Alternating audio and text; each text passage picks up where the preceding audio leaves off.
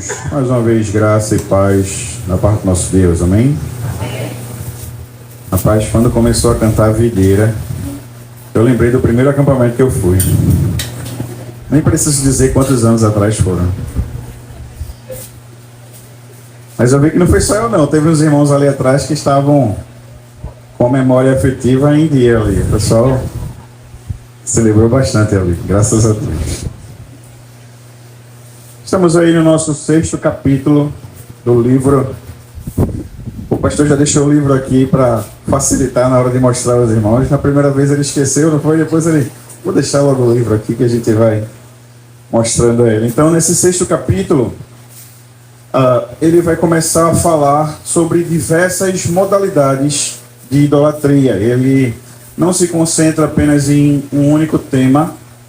Ele vai tocar em vários pontos de forma inicial. E depois ele entra então num personagem bíblico que vai demonstrar uma das modalidades que ele vai apresentando ao longo do capítulo. E quando ele começa a falar nesse capítulo sobre uma das modalidades de idolatria moderna, ele começa falando primeiro do Deus lucro. E aí, eu não sei se a gente vai conseguir. Tem um áudiozinho ali, mas ficou baixinho. Talvez você já tenha chegado no centro da cidade e tenha se deparado com um vendedor de fone de ouvido. E tá lá a prateleirazinha com vários fones. E então você chega para ele e pergunta: olha, tem garantia esse fone? Ele disse: com certeza tem garantia. E a nota fiscal? Ele disse: não, a nota fiscal eu te mando no WhatsApp. E aí você então pega o fone e ele testa na hora o fone com você. E até funciona os dois lados. Mas quando você sobe do ônibus, parece que tem um problema ali na porta do ônibus, que quando você sobe no ônibus, só começa a funcionar um dos lados do fone. Então... E aí você volta lá no outro dia para cobrar a garantia ao vendedor e ele já não está mais lá, já está em outro local e sabe-se lá para onde ele foi. O que a gente vê aí é a venda de algo sem qualquer garantia de qualidade. Esse vídeo aqui é uma sátira que um grupo de humor faz exatamente com isso.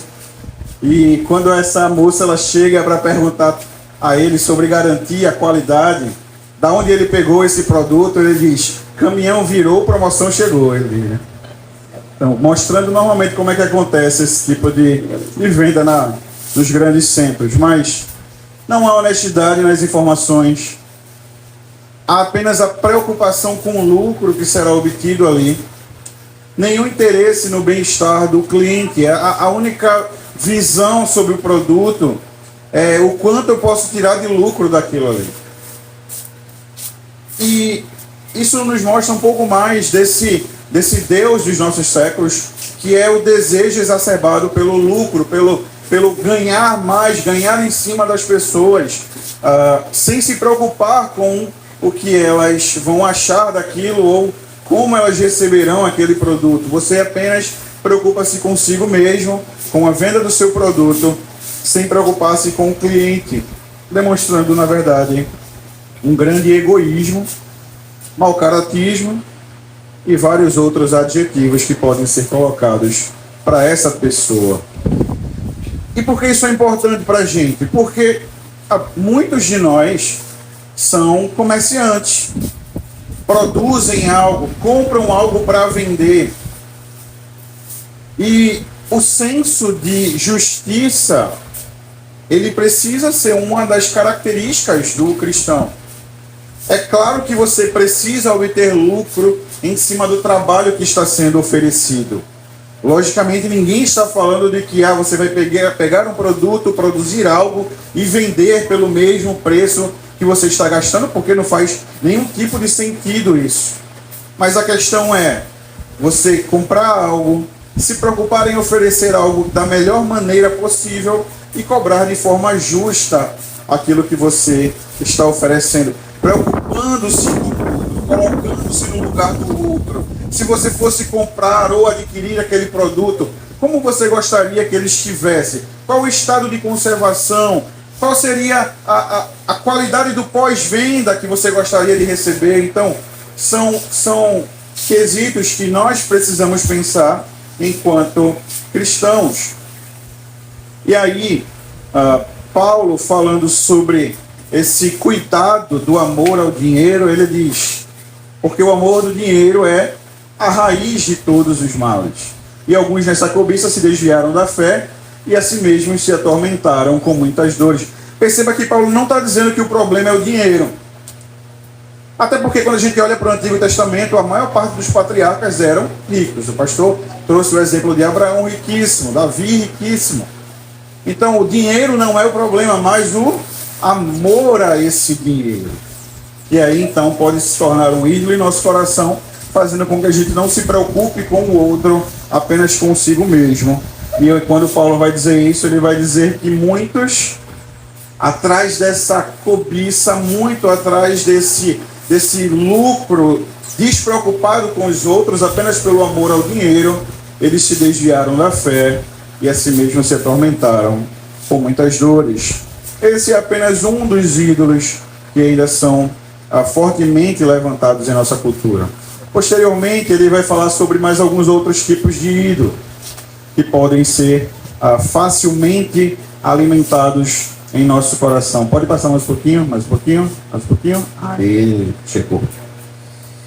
E aí o Tim Keller, ele vai citar um estudo de um cientista político e historiador norte-americano, quando ele faz um levantamento sobre as civilizações, as épocas, e como cada época tinha uma visão de esperança diferente.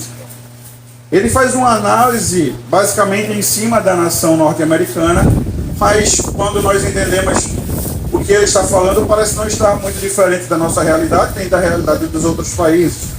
Porque ele fala que inicialmente havia uma esperança voltada em Deus. As populações, elas tinham uma preocupação religiosa, uma preocupação com o transcendente, uma esperança na eternidade, um entendimento de que o mundo não se resumia ao aqui e agora, e sua esperança estava em Deus. E aí parece que esse processo ele foi mudando.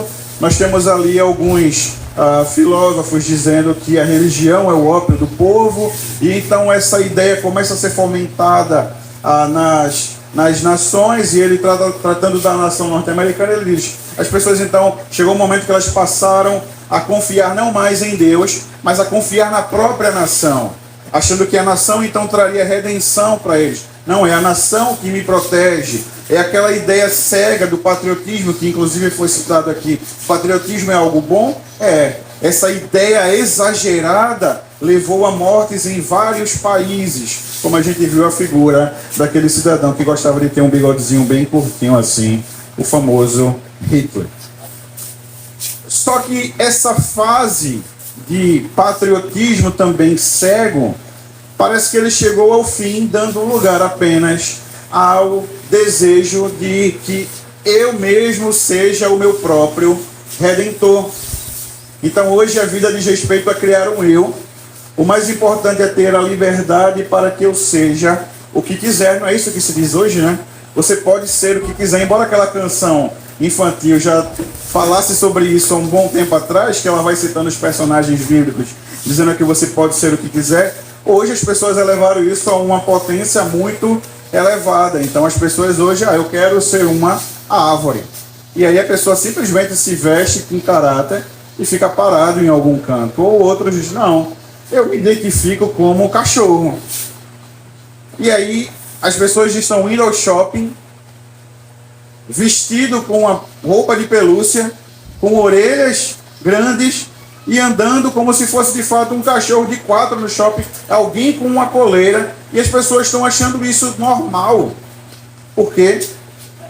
Porque essa sequência de mudança nas épocas chegou ao ponto em que o mais importante é o que eu acho, o que eu sinto, o que eu penso, o problema das outras pessoas.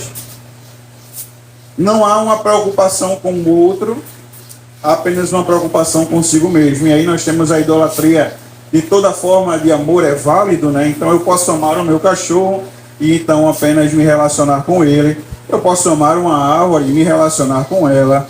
Recentemente na China, uma mulher casou com um boneco inflável, e isso parece ser engraçado, mas vai ficando cada vez mais absurdo a forma como as pessoas estão se distanciando da figura, da figura de um Deus Criador, para adorarem a si mesmo, muito parecido com o que Paulo fala ali em Romanos, capítulo 1, quando as pessoas deixam de adorar a Deus e passam a adorar a si mesmo.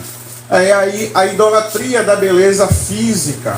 Parece que houve um tempo em que isso foi muito forte, depois isso passou um tempo sendo mais enfraquecido. Hoje nós temos uma mescla disso.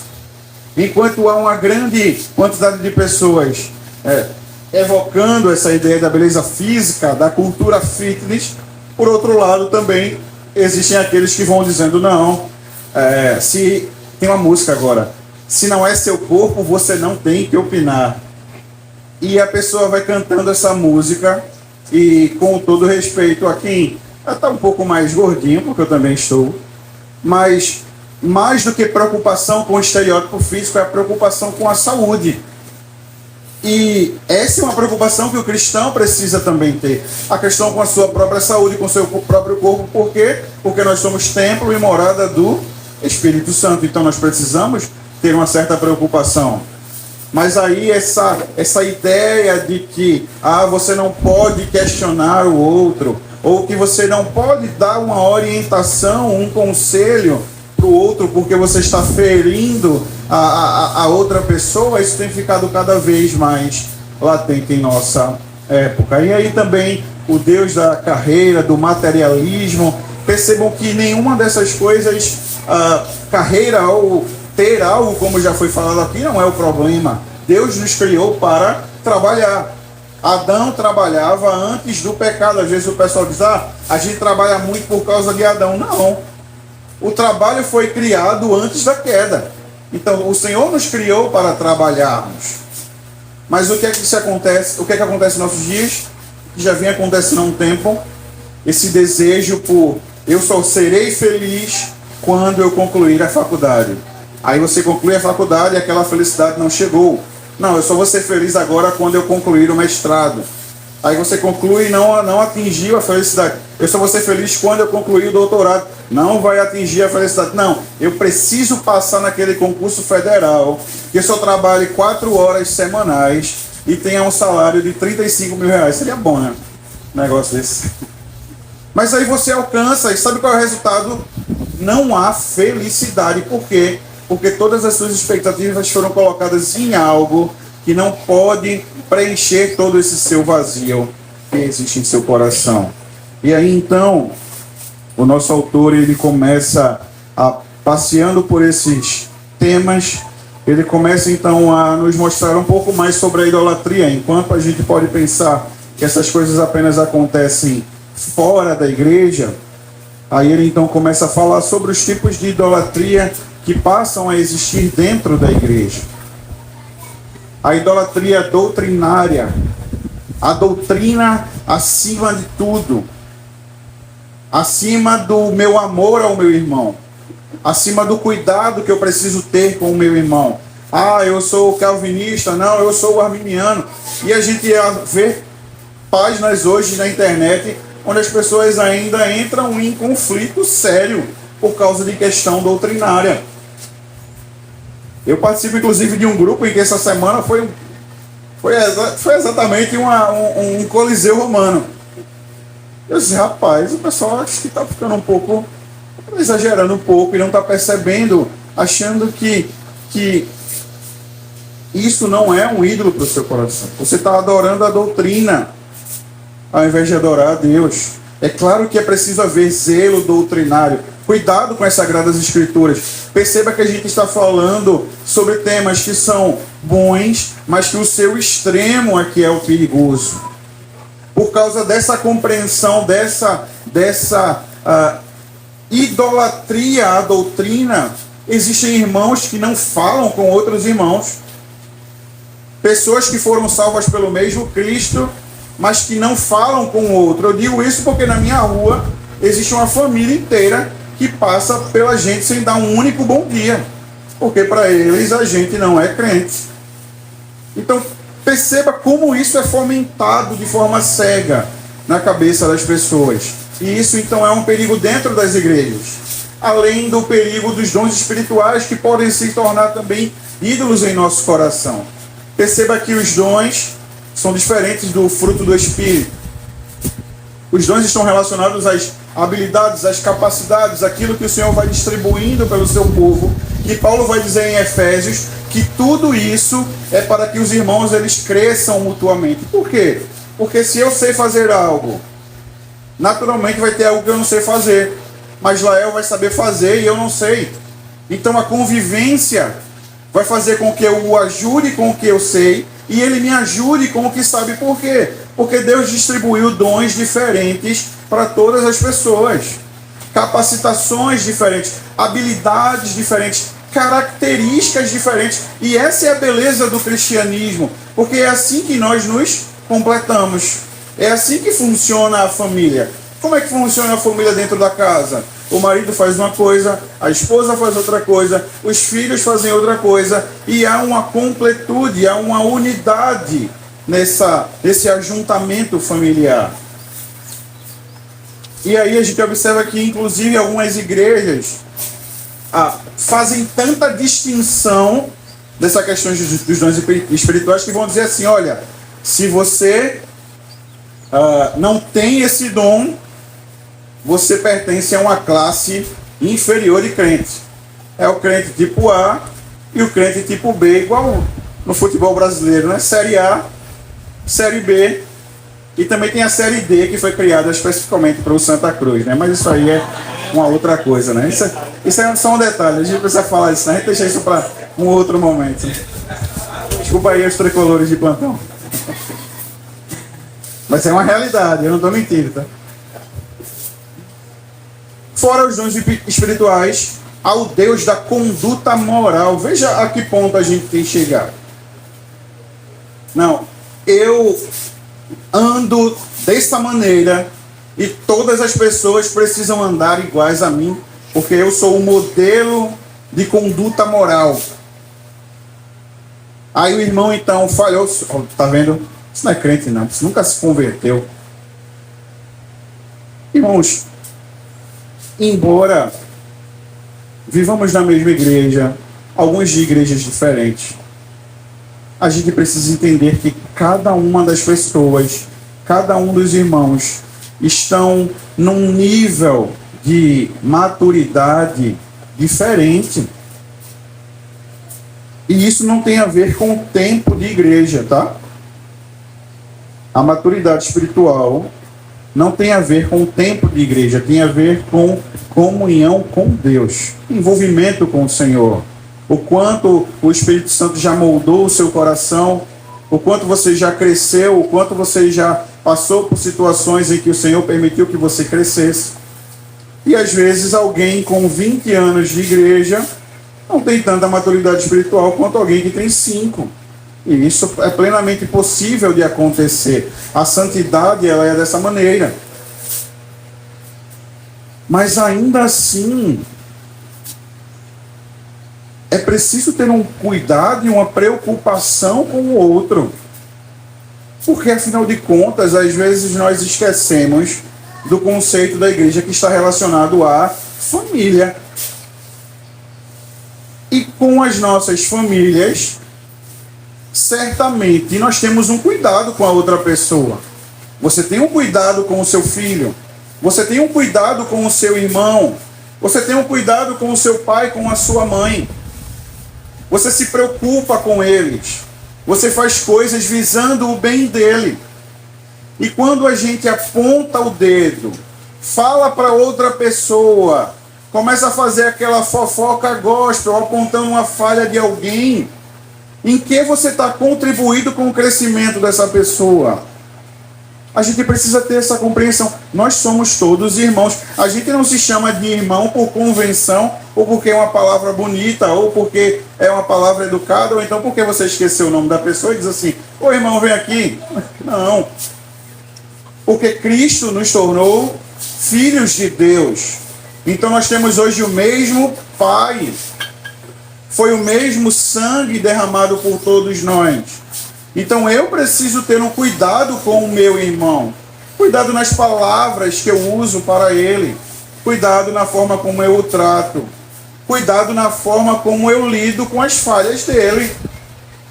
Porque ele falha, você falha, todos nós vamos falhar. E o que é que a gente precisa ter uns com os outros? Paciência, empatia, cuidado e o colocar-se no lugar do outro para entender.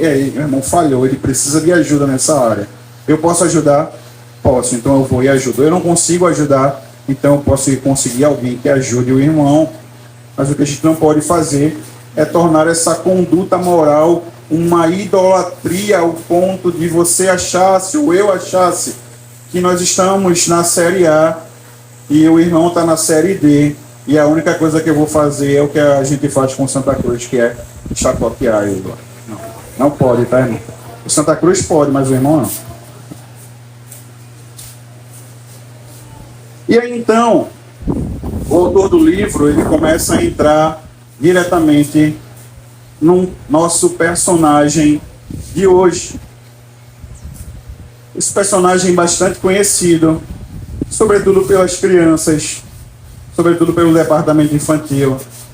Recentemente nós estivemos pregando no livro do profeta Jonas e vimos que a história do Jonas vai muito mais além do que a história de um homem que foi lançado ao mar e engolido por um grande peixe. E normalmente a gente esquece e diz que ele foi engolido pela baleia, né? Mas na verdade é um grande peixe que o engole. E aí então nós vamos observar qual era o tipo de idolatria que habitava no coração do Jonas. O texto então começa nos dizendo lá em Jonas capítulo 1, versos 1 e 2 assim: Veio a palavra do Senhor a Jonas, filho de Amitai, dizendo: Dispõe-te e vai à grande cidade de Nínive e clama contra ela, porque a sua malícia, a sua iniquidade e a sua maldade subiu até mim. Então nós temos uma figura ali que mostra Jonas meio que rapaz, Nínive está para lá, Tarsis está para o outro lado, lados completamente opostos. Mas parece que o coração de Jonas, ele era alimentado por alguns desses ídolos que nós já falamos aqui. Primeiro, havia em Jonas um senso de patriotismo exagerado. Ele tinha uma grande preocupação com a expansão militar da sua nação, sob o argumento de que queria protegê-la.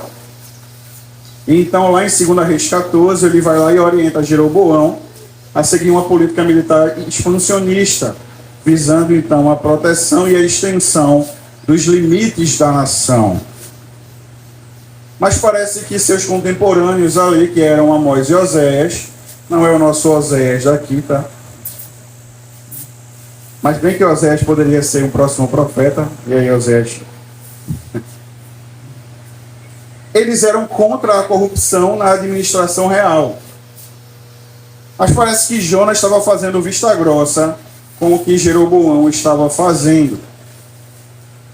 Por causa dessa preocupação com a nação, preocupação em protegê-la, como nós já vimos que isso não é algo ruim, mas pode tornar-se algo ruim. Por outro lado, Nínive era a cidade mais poderosa do mundo naquele momento, sede do Império Assírio, cujas forças armadas ameaçavam aniquilar Israel. Alguns vão dizer que, muito provavelmente, a Síria já havia estado, já havia atacado Israel, e muito provavelmente Jonas talvez tenha tido alguma perda nesse momento, ou seja familiar, ou seja material, mas ele nutria esse sentimento de ódio por aquela nação, esse sentimento exagerado de patriotismo, mas acima de tudo um sentimento exagerado de preocupação com a sua própria figura. Então ele era alguém com provavelmente o ego muito elevado e com o desejo de, como a gente diz hoje, né, não querer se queimar com ninguém. Se ele era o cara que fazia sempre o bom moço, eu não posso me queimar com ninguém. É uma expressão que nós usamos hoje, né?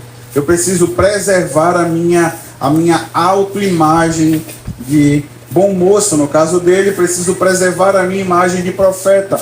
Ele havia profetizado prosperidade para a nação de Israel, que naquele momento estava justamente acontecendo isso, uma certa prosperidade da nação.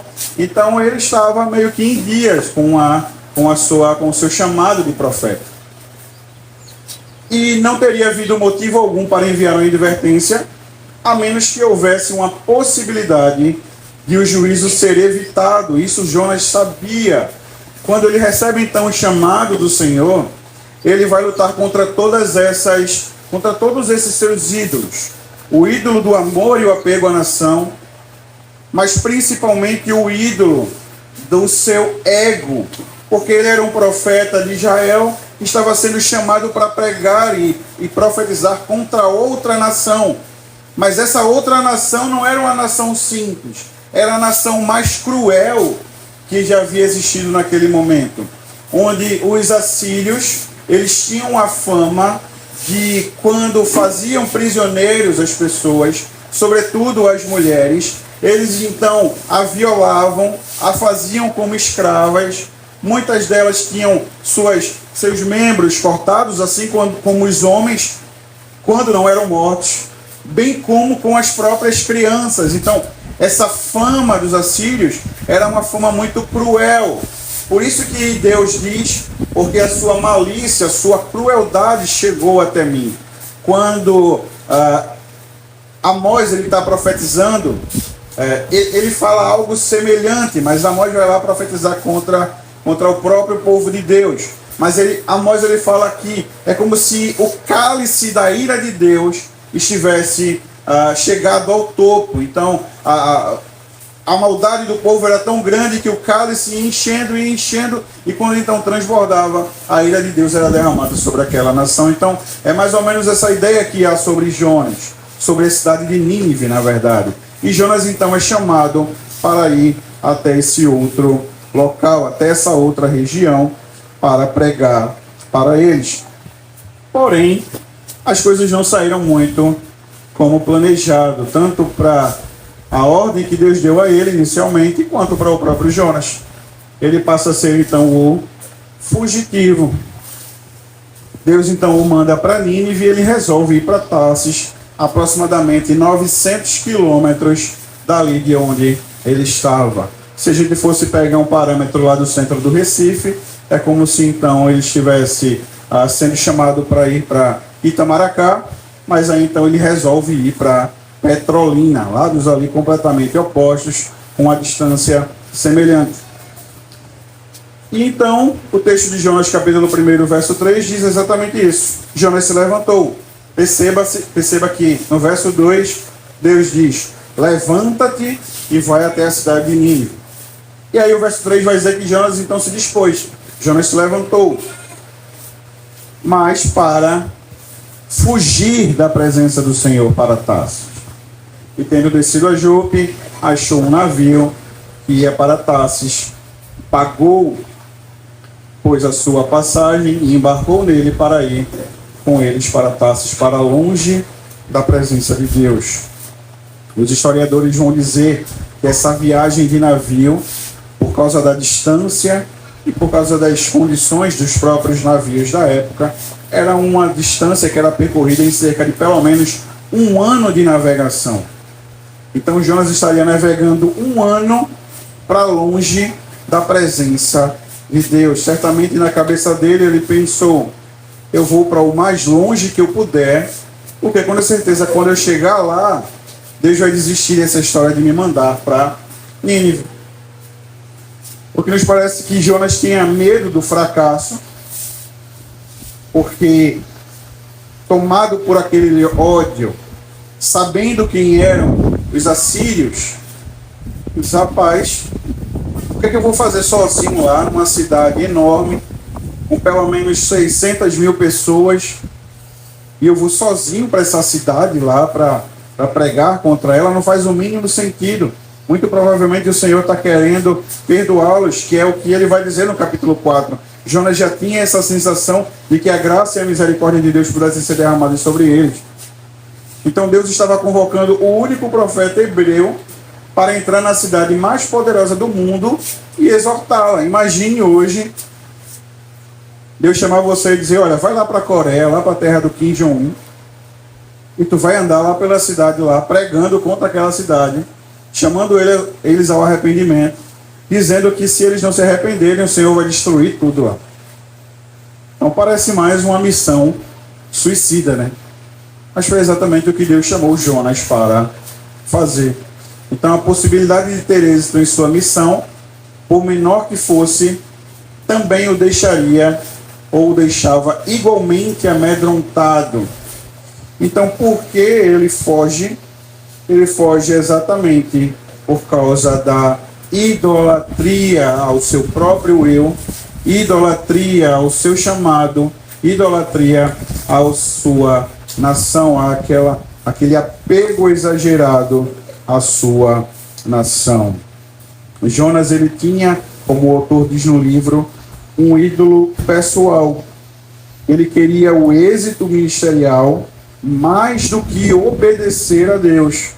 Além disso, o profeta havia sido influenciado por um ídolo cultural, colocando os interesses nacionais de Israel acima da obediência a Deus e do bem-estar espiritual dos ninivitas. Perceba, porque às vezes, não vou dizer que isso acontece lá em nossa igreja não, porque eu acho que não acontece não, pastor. Graças a Deus, eu acho que não acontece não, mas às vezes, com medo de se queimar na sua função, você deixa de fazer algumas advertências aos irmãos. Porque, observe, é necessário ordem, é necessário modelo de trabalho, é necessário estrutura organizacional em tudo que a gente faz. A nossa casa precisa ter um modelo de organização e estrutura para o bom funcionamento. Os ministérios da igreja precisam de uma liderança e uma estrutura para que ele consiga atingir o objetivo necessário. Mas às vezes a gente pensa: rapaz, eu não vou chamar a atenção de fulano não, porque senão eu vou me queimar com ele, né? Para que eu não fique mal na fita, eu vou lá, dou um abraço nele, dou um tapinha nas costas, digo: meu irmão, bom trabalho que você está fazendo. Quando na verdade é exatamente o contrário. Por quê? Porque você não está preocupado com o ministério, você não está preocupado com o irmão, você só está preocupado com a sua própria imagem. E quando na verdade, cada um de nós, inclusive essa é uma ordenança que Paulo vai dar sobre instruir, orientar, exortar uns aos outros. A ideia de aconselhamento, que muitas vezes a gente atribui apenas à figura da liderança ou à figura do pastor, biblicamente o Senhor nos chama para instruir, admoestar, exortar, aconselhar uns aos outros. Mas ao invés de a gente procurar o irmão para orientá-lo, na preocupação de que ele seja então corrigido, o que a gente faz? Rapaz, eu vou dizer para alguém, que vai dizer para alguém, e essa pessoa finalmente vai dizer para alguém, e vai chegar então lá na liderança para dizer o que está acontecendo. E aí torna-se toda um círculo de informações compartilhadas, sem nenhuma intenção de prejudicar o irmão, mas não resolvendo o que de fato precisa ser resolvido. A gente precisa ir na contramão dessa cultura atual que diz que você não pode dizer para o outro que ele está errado. Porque é o mesmo que deixar o irmão caminhando em direção ao abismo. Se for o seu irmão de sangue, o seu pai, a sua mãe, que está caminhando em direção ao abismo, eu tenho certeza que você não vai deixar isso acontecer. A nossa cultura tem dito assim: olha, não, isso só está errado aos teus olhos. E ainda assim tu não tem direito nenhum de opinar, porque não é o seu lugar de fala, né? É a frase do momento. Esse não é o seu lugar de falar. Você não está na condição de falar nada. Mas a igreja, ela funciona completamente diferente. A igreja foi chamada para amar verdadeiramente uns aos outros, porque Cristo nos amou. E aí Jonas estava mais preocupado com o próprio ídolo da sua autoimagem, mas ele não estava preocupado com a outra nação, com um Deus que desde o início amou pecadores, chamou eles ao arrependimento, assim como a própria figura do Jonas. E qual é o resultado disso? O resultado é que Jonas, então, foi lançado para as profundezas. Jonas capítulo 1, agora versos 10 a 12. Se você puder abrir na sua Bíblia, você poderá acompanhar essas próximas leituras. Jonas capítulo 1, versos 10, 11 e 12. Nós temos ali os marinheiros, temos depois o Jonas dentro do grande peixe, e o texto bíblico diz assim: então os homens ficaram com muito medo e lhe perguntaram: o que é isso que você fez? Pois aqueles homens sabiam que Jonas estava fugindo da presença do Senhor, porque ele lhes havia contado. Então lhe perguntaram: o que devemos fazer com você para que o mar se acalme? Disseram isto porque o mar ia se tornando cada vez mais tempestuoso. E Jonas respondeu: peguem-me e lancem-me no mar, então o mar ficará calmo, porque eu sei que por minha causa essa grande tempestade caiu sobre vocês. A continuação da história, então, é Jonas entrando no barco. Calado estava, calado ficou. Ficou lá quietinho no canto dele, mas parece que então os marinheiros ficaram bastante assustados, porque era uma tempestade completamente incomum. E aí os comentaristas bíblicos vão dizer que muito provavelmente isso aconteceu, essa tempestade aconteceu logo após a partida do povo. Ainda estava muito próxima lá de onde eles haviam partido. Por isso que os marinheiros se assustaram tanto, como quem diz: rapaz, isso nunca aconteceu. Talvez já tivesse acontecido quando a gente estava em alto mar, mas aqui tão perto. Qual o motivo dessa tempestade? E é interessante porque cada um começa a clamar ao seu Deus. E Jonas, ele vê a situação piorando, ele diz: rapaz, vou lá para o porão. O único crente no barco foi se esconder. Cada um começou a clamar a seu Deus, porque o capitão do barco diz: olha, comecem a clamar e pedir perdão a quem vocês conhecem, porque alguém fez alguma coisa contra algum Deus e algum deles está revoltado com a gente. Mas Jonas não. Jonas diz: rapaz, o negócio está feio. O que é que eu vou fazer? Orar? Não, vou me esconder. E ele vai então para o porão dormir. Até que o capitão chega para ele e diz: acorda aí, poxa. O barco está se despedaçando. Tá tudo indo literalmente por água abaixo. E tu consegue ficar dormindo. Clama a teu Deus aí para ver se ele ouve. Nem com a exortação de um ímpio Jonas passou a clamar. E aí o texto vai dizer que eles lançam a sorte, algum tipo de identificação para ver quem era o responsável por aquilo. E a sorte caiu justamente sobre quem? Sobre o nosso profeta Fujão. E até quando ele foi identificado como causador do problema, ele não diz: olha, vamos clamar ao Senhor para que ele tenha misericórdia da nossa vida. Ainda assim ele não ora.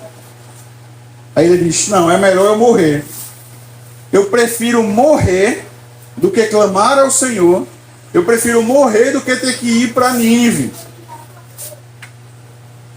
E eles: olha, me joga no mar que vai dar tudo certo. Quando vocês me jogarem no mar, o mar vai se acalmar. e vocês vão conseguir viagem.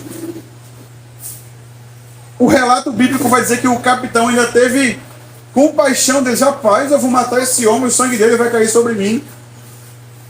E ele reluta lá e no final das contas ele ora e diz, olha, que o sangue dele não caia sobre mim. Então eles pegam o Jonas Fujão e jogam nas profundezas. E aí é quando ele percebe o ídolo que havia em seu coração. São as palavras exatamente que ele vai usar no capítulo de número 2, na oração que ele faz. No capítulo 2, no verso 8, Jonas diz assim: os que se entregam à idolatria vã abandonam aquele que é misericordioso. Jonas então começa a afundar. Jonas então começa a ir às profundezas do mar,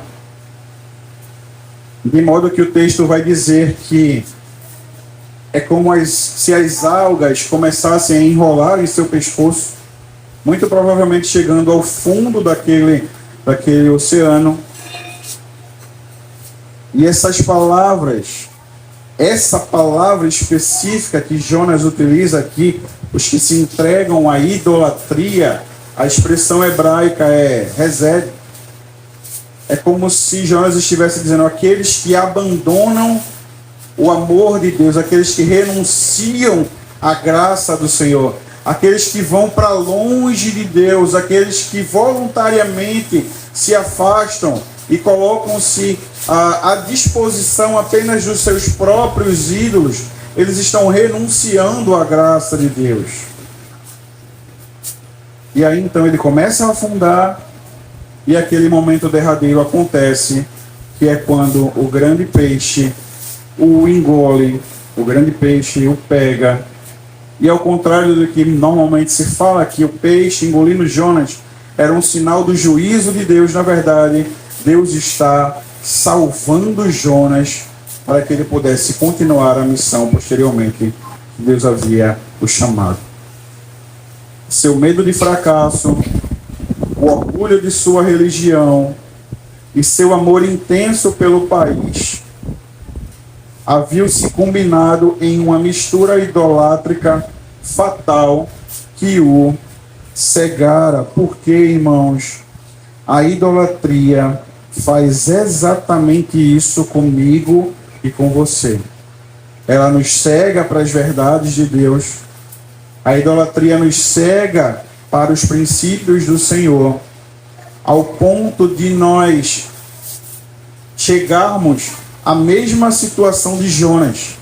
Jonas preferiu ser jogado ao mar, Jonas preferiu ser lançado nas profundezas daquele oceano, como quem diz, eu prefiro morrer do que clamar ao Senhor arrependido, porque eu estou certo.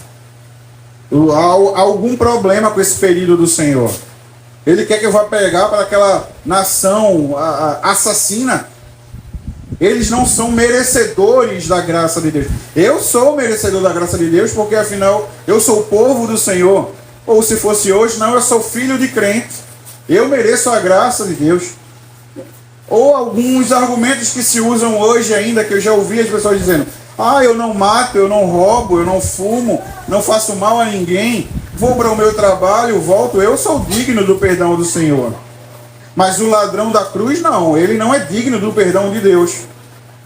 Eu não preciso pregar para ele, o que ele precisa é morrer e pagar por todos os seus pecados no inferno. Mas eu não, eu sou bom. É assim que Jonas age, é assim que às vezes nós agimos. Achamos que somos mais justos do que as outras pessoas. Por quê? Porque a idolatria, ela nos cegou. A idolatria, ela nos cegou.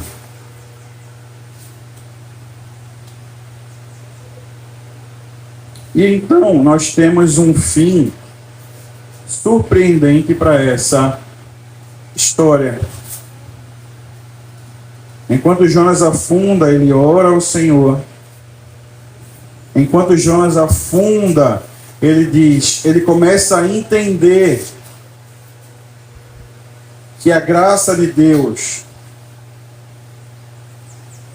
pode ser derramada tanto sobre quem acha-se bom, como no caso dele, contra o mais vil pecador. E Jonas, no capítulo 2, ele diz: de fato, a salvação pertence ao Senhor. Esse Deus gracioso, ele veio para mim, mas esse Deus gracioso também veio para alcançar o coração do maior ditador da nossa época. Essa é uma frase que eu já falei. Foi feita uma entrevista com um pastor da Coreia, e foi perguntado a ele: olha, você ora para que Kim Jong-un morra?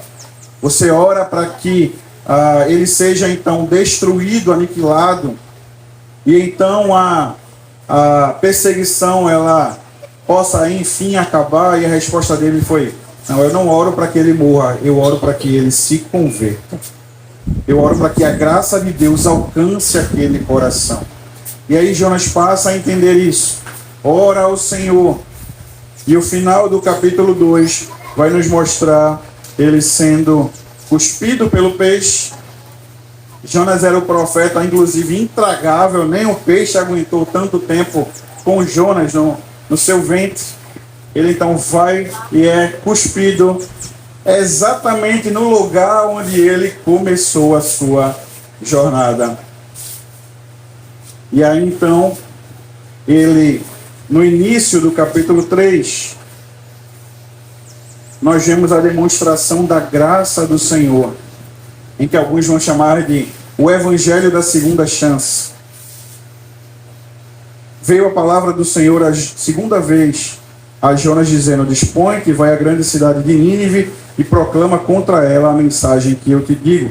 Deus chama novamente Jonas para ir até aquela cidade, e Jonas então vai, ainda meio que é contragosto, porque quando ele chega lá, ele dá a menor pregação de todos os tempos.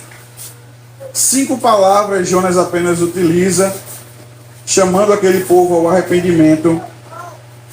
As únicas palavras de Jonas foram: ainda há 40 dias e Nínive será subvertida, será destruída, será aniquilada. E para sua surpresa, embora ele já desse indícios de que isso era possível, porque ele conhecia a graça de Deus, ao invés da nação ser destruída, o que ela faz? Ela se arrepende. Ela começa a pedir perdão ao Senhor. Quem sabe Deus não tenha misericórdia de nós. Quem sabe Ele não perdoe a nossa iniquidade. E é nesse momento que as motivações do coração de Jonas são reveladas, porque ele diz, ele sai da cidade e diz: rapaz, está acontecendo uma coisa estranha. Eu estou dizendo que Deus vai destruir todo mundo e o pessoal está se arrependendo. Vou lá para fora da cidade e vou esperar então passar o tempo e a cidade ser destruída. E ele começa então a ver o povo se arrependendo. E nesse processo aí do capítulo 3 até o capítulo 4, ele diz que prefere mais uma vez morrer. Pode tirar a minha vida, Senhor. Porque o que é isso? O Senhor está dizendo que queria destruir o povo, agora o Senhor está perdoando o povo está se arrependendo. Jonas odiava tanto a raça assíria que considerava o perdão de Deus concedido a ela a pior coisa que poderia ocorrer. Não, Senhor, eu não vim aqui como o Senhor mandou, mas agora é a hora deles serem destruídos. Parece que aquele arrependimento que Jonas sinceramente professou dentro do ventre do peixe ainda não tinha de fato chegado verdadeiramente ao seu coração. E isso justamente nos serve de advertência de que o coração humano nunca muda rapidamente ou de forma muito fácil, mesmo quando a pessoa até está sendo orientada pelo próprio Deus. Ele confessou ao Senhor o seu arrependimento, mas aquilo ainda não havia criado raízes em seu coração. Aí o Tim Keller ele vai usar o exemplo exatamente de ratos no porão. Não é um costume das nossas casas ter um porão, mas quem já assistiu a algum filme, alguma série, sabe que nas casas norte-americanas tem um porão, uma casa lá embaixo, um quarto embaixo da casa, em que eles normalmente se abrigam em catástrofe. E aí ele diz: como descobrir se existem ratos no porão? Será que é descendo as escadas lentamente, fazendo com que cada degrau faça aquele barulho, né? E você vai descendo até de fato saber se tem ratos? E ele diz: não, porque se você desce devagar, os ratos vão escutando o barulhinho e vão se escondendo. Como então saber se existem ratos no porão? Desça a escada de forma desenfreada, porque você vai ver os rabinhos tudo se escondendo assim rapidamente, procurando um buraco para entrar. O que é que ele quer dizer? Que muitas vezes a gente vai lentamente adentrando ao nosso coração e vai dizendo: não, eu não sou tão ruim assim. Não, isso não é um ídolo para mim. Mas quando nós, de fato, adentramos ao nosso coração de uma única vez, nós podemos identificar ídolos semelhantes a esses que Jonas estava alimentando aqui. Porque ele então perde a vontade de viver. Esse outro tópico o autor chama de ídolos, pensamento e sentimento. Por que ele perde a vontade de viver? Ninguém perde a vontade de viver a menos que tenha perdido o sentido da vida. O sentido da vida de Jonas era a liberdade da nação ao qual pertencia. Jonas estava tão cegamente disposto a lutar pela liberdade da sua nação que ele preferia ver outra nação destruída ao invés de arrependida. Isso é um bom desejo, mas havia se tornado algo supremo no coração de Jonas. Os assírios o enchiam de ódio, pois eram um obstáculo para que ele alcançasse o sucesso daquele seu ídolo. E agora era não apenas a Assíria que era um obstáculo para que a nação fosse uma nação próspera.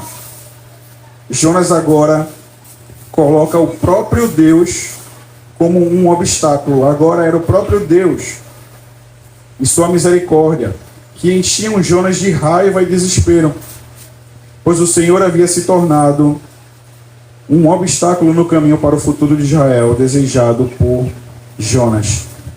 Perceba como a idolatria não identificada, não tratada, não corrigida, não destruída e não substituída pode fazer com cada um de nós. Primeiro nós culpamos a nação. Primeiro nós culpamos o problema, que é um obstáculo para o meu sucesso. E não satisfeito em culpar o problema, eu passo a culpar a Deus. Não é o Senhor quem não quer me abençoar. É o Senhor quem não quer me ver próspero. É o Senhor que não está me ajudando a passar no concurso. É o Senhor que não está me ajudando a alcançar a tão sonhada promoção que eu mereço, porque eu mereço. Eu sou um funcionário exemplar, chego cedo, trabalho, faço tudo o que tenho que fazer, então eu mereço essa promoção. Mas se eu não conseguir, foi Deus, não foi o meu chefe. Foi Deus que não me deu, então eu vou transferindo a culpa para todos, menos para mim. A gente costuma chamar isso de complexo de Adão. A culpa é sempre do outro, nunca a culpa é minha. E depois disso nós temos o verdadeiro Jonas sendo revelado.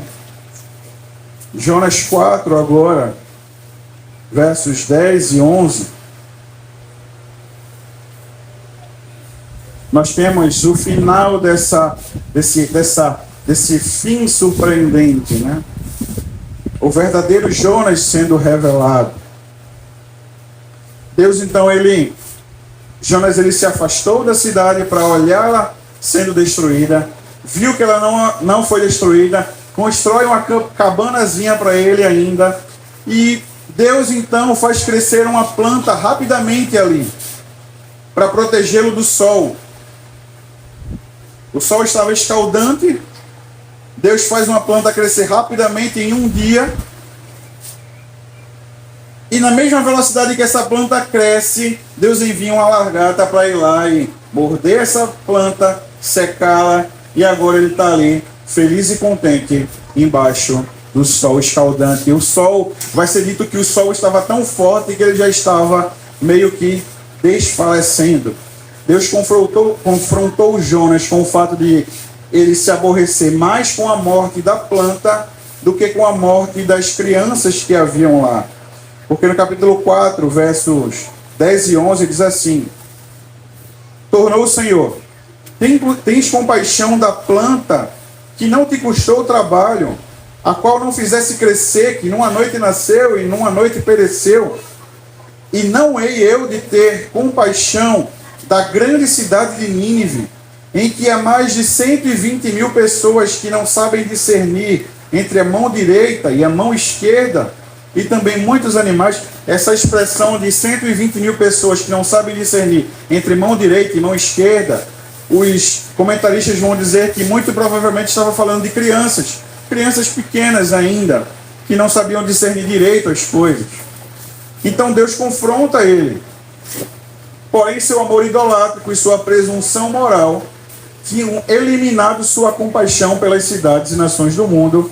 Apenas o seu país lhe importava. É o nível de idolatria em que você não se importa mais com o outro. É o nível de idolatria em que você pensa: ou eu consigo, e para eu conseguir eu vou passar por cima de tudo e de todos. Se possível, eu passo até por cima de Deus para conseguir o que eu quero. E aí nós temos o coração de Jonas sendo revelado. Um coração que ainda não havia sido tratado verdadeiramente, que ainda estava no processo de amadurecimento, que ainda estava no processo de compreensão daquele ídolo que habitava em seu coração. E é interessante porque séculos depois nós temos um homem que diz que é de fato o Jonas supremo, ou que é superior a Jonas. E aí eu peço que você abra Mateus capítulo 12, versos 39 a 41.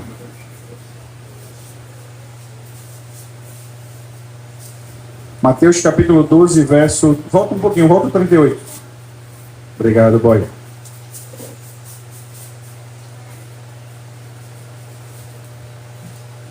Diz assim: então alguns escribas e fariseus replicaram: mestre, queremos ver de tua parte algum sinal.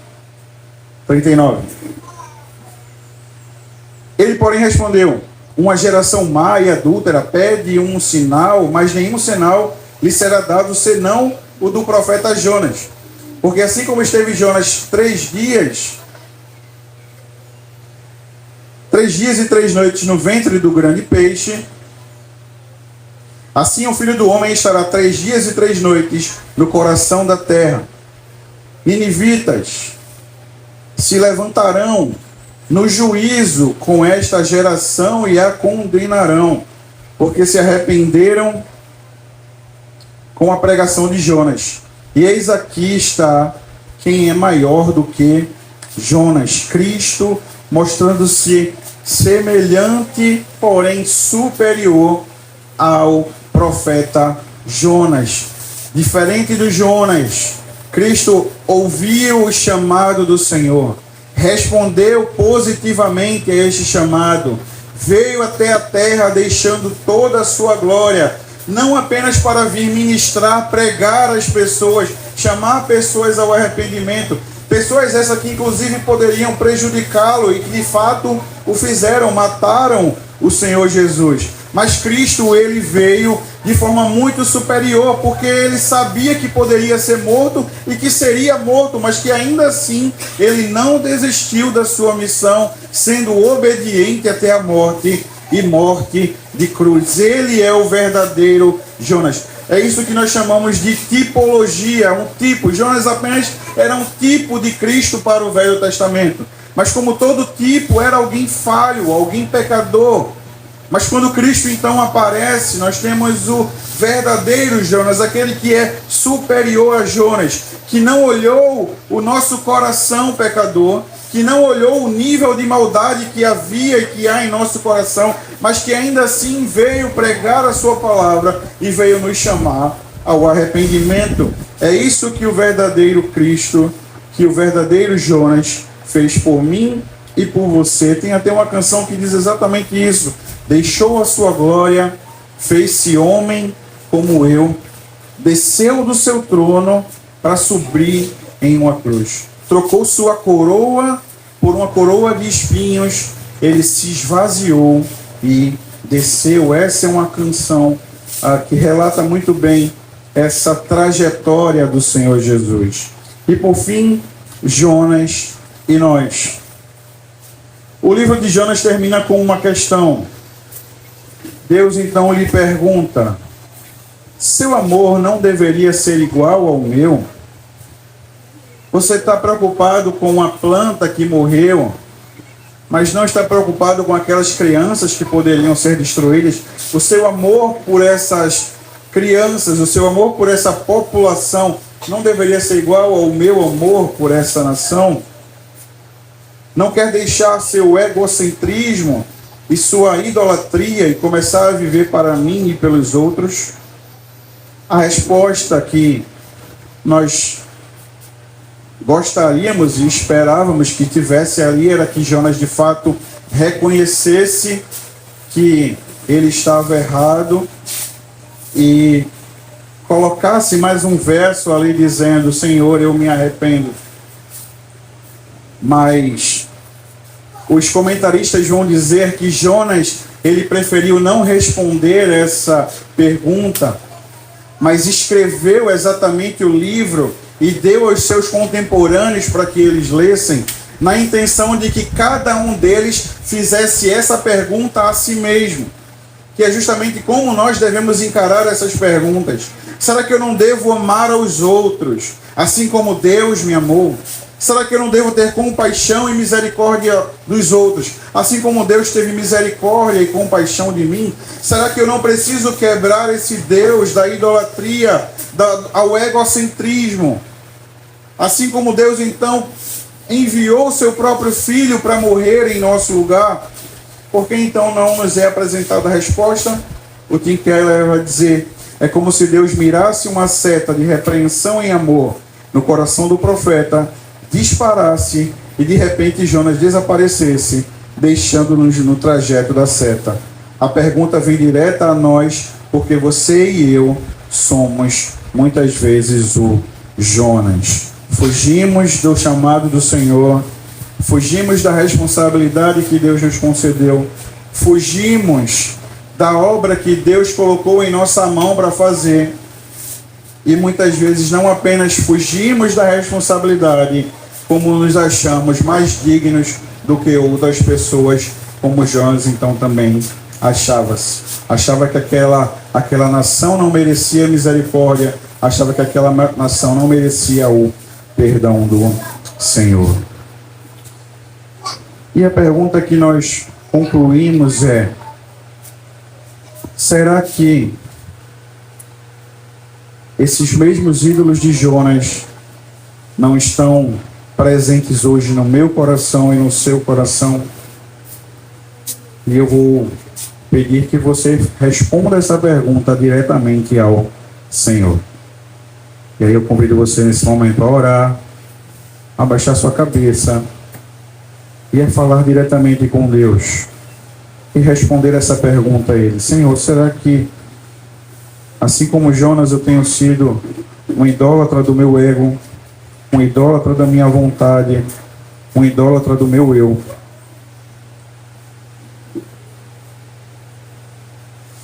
Eu vou deixar você orando em silêncio e vou orar também junto com você.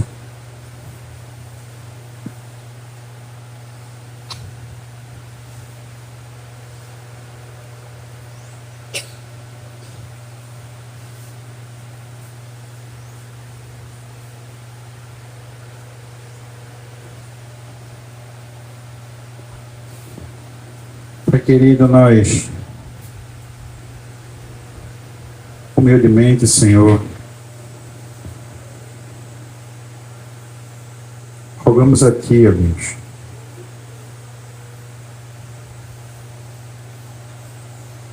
que o Senhor nos faça enxergar, Pai. Mas não apenas nos faça enxergar os ídolos,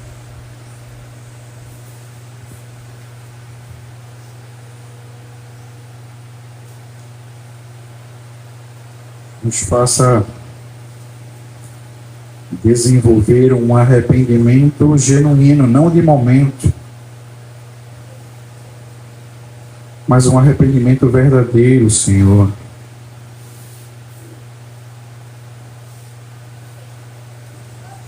Destronando esses ídolos de nosso coração, Senhor.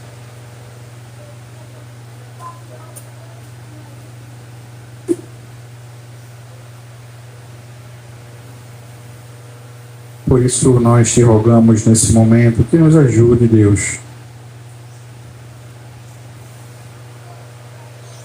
Que o Senhor seja com o teu povo aqui reunido, Senhor.